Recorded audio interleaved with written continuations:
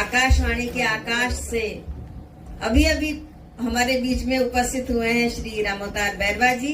उनसे आग्रह करती हूँ कि वे मंच पर अपना स्थान ग्रहण करें और उनके स्वागत के लिए भी मैं मिश्रा जी को और मनसूत्रा जी को आमंत्रित करती हूँ कि वे आए और बैरवा जी का स्वागत और अभिनंदन करें।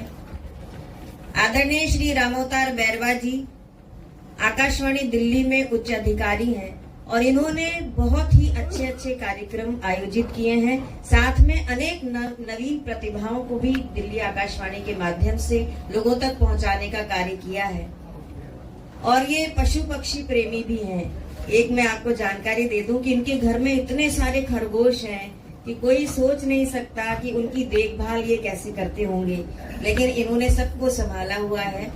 और हमारी जो प्रसिद्ध अभिनेत्री हैं हेमा मालिनी जी, उन्होंने भी श्री रामोतार बैरवा जी के अनेक शेर अपने भाषणों में उद्धृत किए हैं। ये इनकी लेखन की उपलब्धि है। मैं अपनी ओर से भी इनका बहुत बहुत स्वागत और अभिनंदन करती हूँ।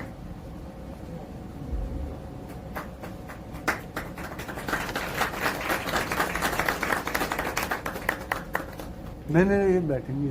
जहाँ हो शोक बेचैनी वहाँ उल्लास लिखना है, कि जहाँ हो शोक बेचैनी वहाँ उल्लास लिखना है।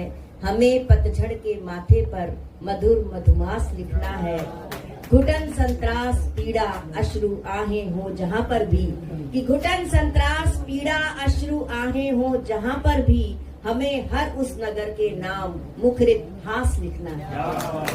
तो इस मुखरित हास को अपनी कविताओं द्वारा, अपने रेडियो प्रसारण के द्वारा और अन्य अन्य माध्यमों से लोगों तक बिखेरने का काम जिन्होंने किया है, सबसे पहले उनके उद्बोधन के लिए और संक्षिप्त काव्य पाठ के लिए मैं आपकी तालियों के बीच में आमंत्रित करती हूँ श्री रामोतार बैरवा जी को कि वे आए और अपने भाव भी यहाँ प्रस्तुत करें और साथ में कुछ कविता की पंक्तियां भी हम लोगों के सामने प्रस्तुत करें। इतना ठंडा ठंडा होकर हम सुनेंगे तो बैरवा जी सुना नहीं पाएंगे। एक बार जोरदार तालियों के साथ हम बैरवा जी को आमंत्रित करें।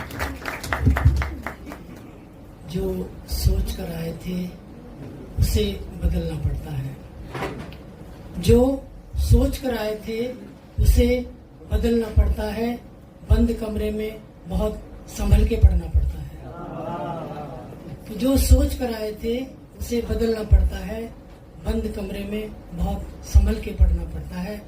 और जिस मंच पर इतने बड़े, इतने जिनके मैं आप पूरी दुनिया में उनका नाम ढूंढोगे तो एक लक्ष्मी वाजपेयी टाइप करोगे तो 50 उनकी कविताएं सब निकल के आएंगे। बाल सुब्राही जी हैं और ये वो लोग हैं जो आज दुष्यंत को खारिज करने की हिम्मत रखते हैं कि दुष्यंत गजलकार नहीं थे। या देवेंद्र माझी जी थे, वो कह सकते हैं कि दुष्यंत की गजलें नहीं है, वो गजलें कुछ और है। और मुझे यहाँ मैं खड़ा हूँ तो उनके सामने खड़ा हूँ, बहुत बड़ी बात है। मैं बहुत कुछ नहीं कहना चाहता, लेकिन मैं ये जरूर कहूँगा कि आज इस मंच पर जिनको आप सुनोगे, मैं अनुभव में भी और उम्र में भी उनसे बहुत छोटा हूँ और वैसे भी मेरी हिम्मत नहीं है कि मैं उनके सामने पढ़ सकूं। लेकिन आप यहाँ बड़े बड़े सामने बहुत बड़े साहित्यकार बैठे हैं, लेकिन मुझे इनके साथ खड़े होने का मौका मिल रहा है। मैं डॉक्टर कीर्ति जी का तमाम कविता मंडल, दिल्ली कविता मंडल के सदस्यों का आभारी हूँ। एक आध पंक्तियों के साथ अपनी बात को खत्म करूंगा कि क्यों जाता है इधर उधर इस दुनिया में, क्यों जाता है इधर उधर इस दुनिया में, मेरे जैसा कहाँ बसर इस दुनिया में। क्यों जाता है इधर उधर इस दुनिया में, मेरे जैसा कहाँ बसर इस दुनिया में, और मेरे चलने से भी धरती हिलती है।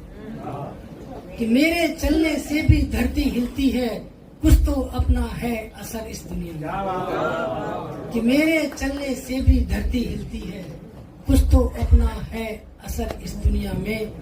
और आंखें क्या दिल तक को छुआती हैं, कि आंखें क्या दिल तक को छुआती हैं, मेरी जैसी कहाँ नजर इस दुनिया में। कि आंखें क्या दिल तक को छुआती हैं, मेरी जैसी कहाँ नजर इस दुनिया में।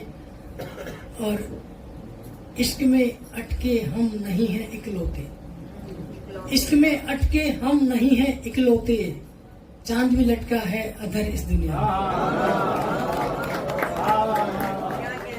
में। इश्क में अटके हम नहीं हैं इकलौते, चांद भी लटका है असर इस दुनिया में। और है हर दिल के यहाँ सौ अफसाने, है हर दिल के यहाँ सौ अफसाने।